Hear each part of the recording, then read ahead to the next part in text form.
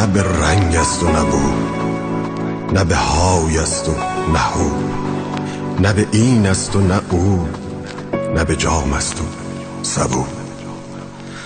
نه مرادم نه مریدم، نه پیامم نه کلامم، نه سلامم نه علیکم، نه سفیدم نه سیاهم، نه چنانم که تو گویی، نه چنینم که تو خواهی، نه سماهم نه زمینم، نه به زنجیر کسی بسته و برده دینم.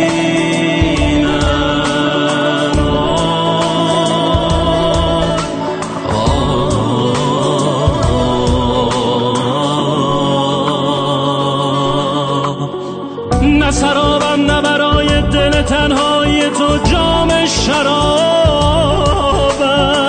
نه گرفتار و اسیرم، نه حقیرم نه فرستاده پیرم، نه به هر خانقه و مسجد و میخانه فقیرم،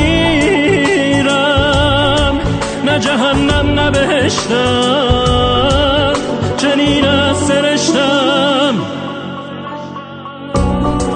به تو سربسته و در پرده بگویم تا کسی نشنود این راز گوهربار جهان را. آنچه گفتند و سرودند تو آنی، خود تو جام جهانی.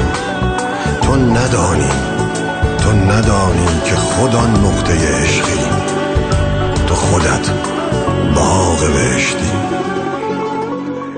نه سرابم نه برای دل تنهای تو جام شرابم،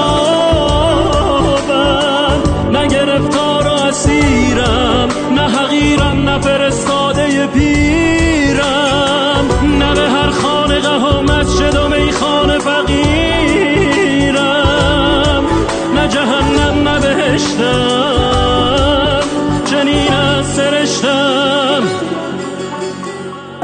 به تو سوگند که این راز شنیدی و نترسیدی و بیدار شدی، تا بر در خانه متروکه هر کس ننشینی و به جز روشنی پرتو خود هیچ نبینی و گل وصل نچینی، نه که جزئی، نه چون آب در اندام سبویی، خود اویی به خدای.